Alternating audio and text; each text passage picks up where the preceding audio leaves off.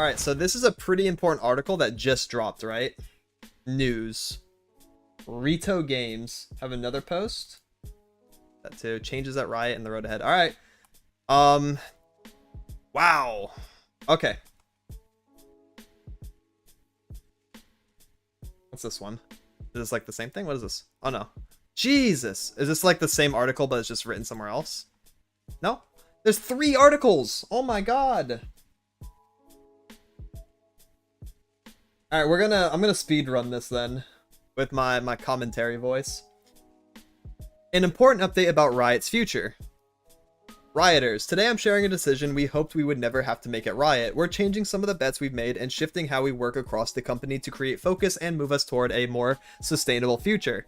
This decision means we're eliminating about 530 roles globally, which represents around 11% of our workforce, with the biggest impact to teams outside of core development. This also sadly means we'll be saying goodbye to many talented colleagues and friends across all areas of Riot. I realize this is awful news to hear, and especially hard for those who will be leaving us. To all the Rioters who are being laid off, we are deeply sorry that it has come to this. As CEO, I'm accountable for the changes we're making, and we're headed in the future.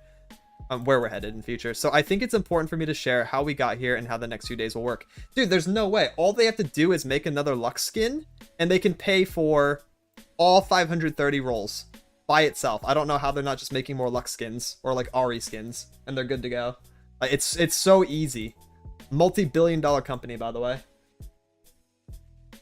Since 2019, we've made a number of big bets across the company with the goal of making it better to be a player. We jumped headfirst into creating new experiences and broadening our portfolio, and grew quickly as we became a multi-game, multi-experience company, expanding our global footprint, changing our operating model, bringing in new talent to match our ambitions, and ultimately doubling the size of Riot in just a few years.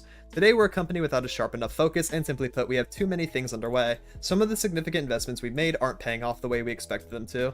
Our costs have grown to the point where they're unsustainable, and we've left ourselves with no room for experimentation or failure, which is vital to a creative company like us. All of this puts the core of our business at risk. Over the past several months, we've tried to alter our trajectory in many different ways. We asked leaders to make trade-offs in the things their teams are working on. We rolled out hiring slowdowns and in some cases hiring freezes. We put an emphasis on controlling costs while strengthening our revenue growth, all of which has without a doubt been tough for our teams. Okay? Just give every character a pool party skin, that's what I'm saying. But as I've dug in with leaders across Riot, it's become clear to all of us that these changes aren't enough. We have to do more to focus our business and center our efforts on the things that drive the most player value, the things that are truly worth players' time. Unfortunately, this involves making changes in the area where we invest the most, our headcount. I want to be super clear about something. This is absolutely the last thing we ever wanted to do. A decision like this has a massive impact on people's lives and on the culture of Riot. We're not doing this to appease shareholders or to hit some quarterly earnings number. We've made this decision because it's a necessity. It's what we need to do in order to maintain a long-term focus for players. There's no perfect way to do a layoff, but our guiding principle is to do our very best to make sure we're treating Rioters with respect and grace. We want those who are leaving to feel supported. This starts with limiting time. Okay, within the next hour, Rioters around the world will receive an email shortly after every Rioter whose role impacted will get a calendar invite to meet with their team. Man, this sucks ass. Imagine being a Rioter and waking up to this message today. Well, these blah, blah, blah, blah, blah, blah. Rioters who roles are going away and who aren't moving into new positions will be offered severance, cash bonus, health benefits, play fund, wellness fund, equity, a computer, career support, Rioter assist program, visa support, Riot email access, so that they can find a new job. Okay. We're not expecting this to be normal business as usual week for us. We're asking everyone to cancel meetings and rituals. Okay. Let's talk about this. Okay. Let me start by saying we're as committed as ever to League PC, Valorant, TFT, Wild Rift, and to exploration in R&D. Where the fuck is LoR? LoR not mentioned!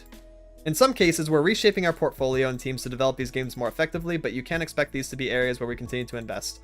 Our commitment to esports and entertainment and support of our games is also unchanged. The relationships we have with players are a real differentiator. Okay, while it's the normal course of business for us to spin projects up and down, we also need to make hard choices when our bets aren't performing as well as we hoped. We're making adjustments to some of our R&D efforts across games, esports, and entertainment. We're also rethinking the level of support we demand from our enterprise teams, and we've made the two decisions about our current games portfolio. We plan to announce these players shortly. Okay, R&D is... The MMO and fighting games. Okay. As Legends of Runeterra continues its journey, we're making changes to move the game towards sustainability. We know there's a passionate community who absolutely love this game, and we do too. However, it hasn't performed as well as we need it to, despite our best efforts. Cap. We've been subsidizing the cost of our development on LoR through our other games, but at this point, that's just not a viable option. So we're reducing the size of the team and shifting our focus to the Path of Champions PvE game mode. Ah. In addition, we're sunsetting Riot Forge after the upcoming release of Bandletale. That's really sad. I like the Riot Forge games. We're talking the new game. We're talking Convergence. We're talking Ruined King. We're talking Mage Seeker and Bandletale. The really good-ass games. This is, like, very disheartening. This is actually worse to read than the Legends of Runeterra one.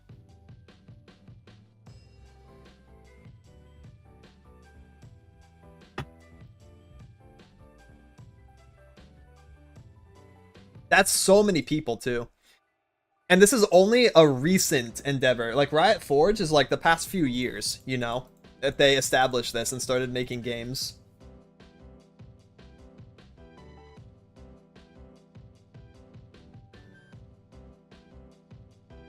While we're proud of what we've created in this space and we're grateful for the Forge team and our external partners who made these games happen, we don't view this as core to our strategy moving forward. We aren't closing the door entirely on single-player experiences or working with other developers if the right projects come along, but we would want to look pretty different in the future. Oh, another one was the Hextech Mayhem, the Ziggs one. I just remembered that one. In early February, we're holding a product-focused Riot now to get deeper into our portfolio. Okay, path forward. There's no way around the fact that this is an extremely sad moment for those who are leaving. I want to reiterate. Okay. For those of you staying, it's going to be difficult.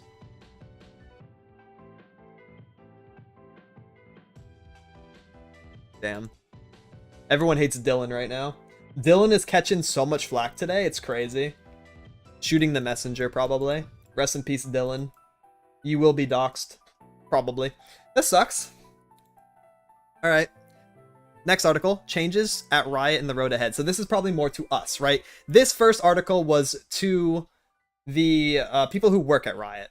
Rioters. This one is going to be more geared towards the player.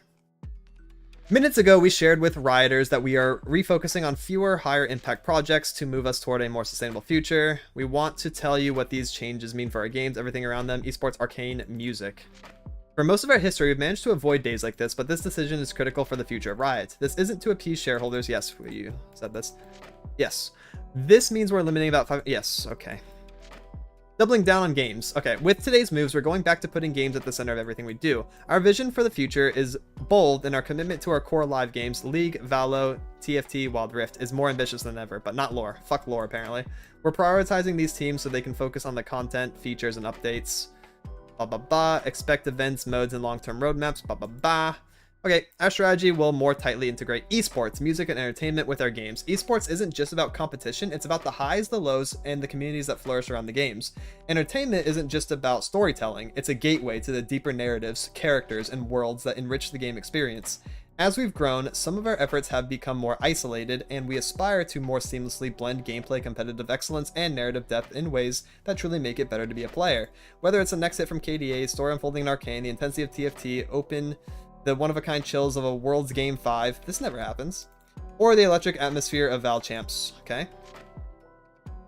Beyond live titles, we have projects in the pipeline that we can't wait to get to you when they're ready. Project L has been making great progress. We're looking for more opportunities for you to try out the game. Stay tuned for updates coming later this year. Arcane Season 2 is on track. Our volume of releases will... You know what this is? This is actually just, like, all-inning their investments into the MMO. Is what it looks like. It looks like they started the MMO and Project L as well, and it's eating so many of the resources that they just kind of have to make this decision because they actually care about the forward stuff. I think this is MMO gap for sure. Yeah, our volume of releases will never be massive. We want everything we deliver to be something that you can be proud of. Fuck.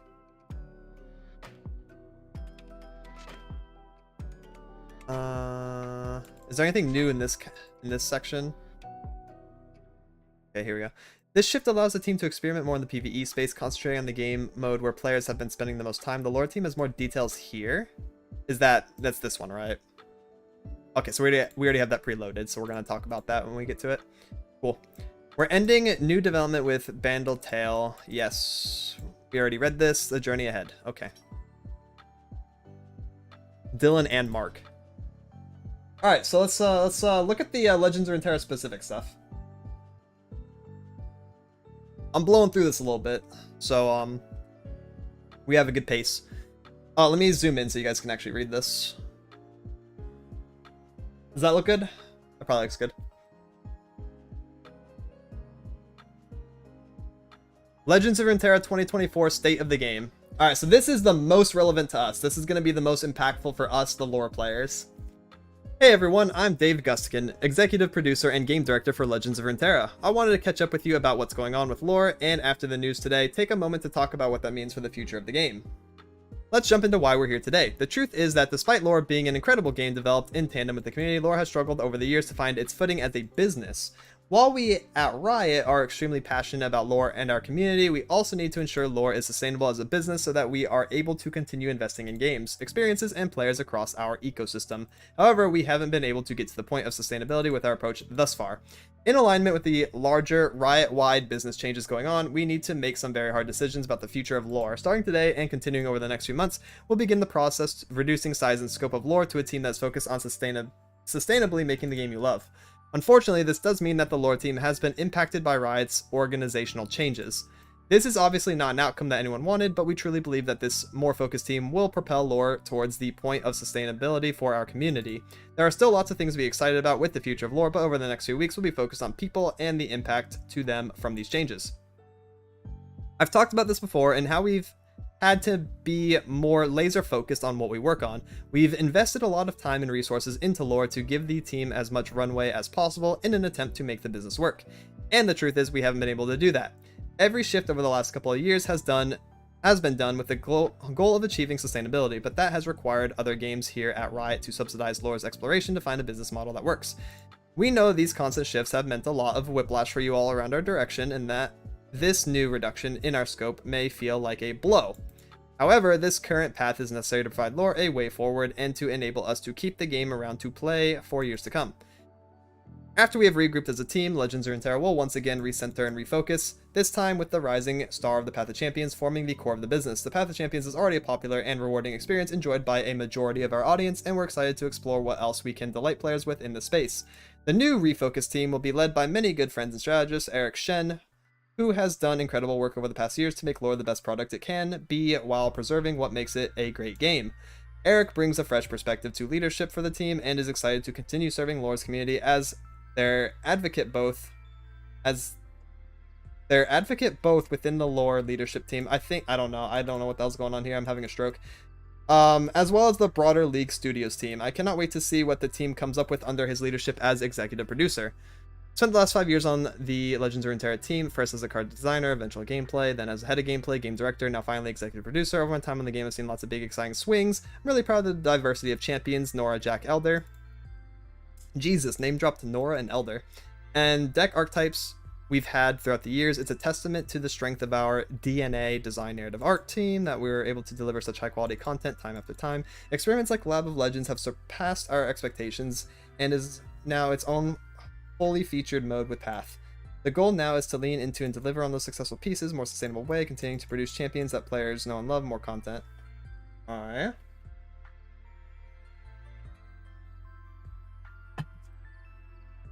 This is your game, and in partnership with Eric and the other dedicated devs, an even greater game it shall be. My time with lore is ending, but I'll still be here at Riot working on other games, cheering from the other side as a fan and as a player. Thanks everyone for your patience and understanding in these difficult times, and thank you for letting me be part of this incredible community and journey we've taken together so far. If you're looking for more details, we'll go into a first look what comes next for lore on 2/2, so February 2nd, in a chat with me, Eric, Mark Merrill, Andre Van Roon, alongside a FAQ. Alright, I guess mark your calendars for February 2nd. That is a Friday. Not this Friday, but next.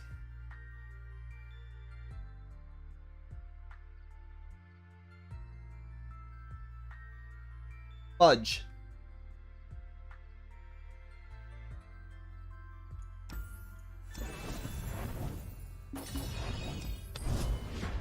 Well, time to queue up. Might as well play while we have it.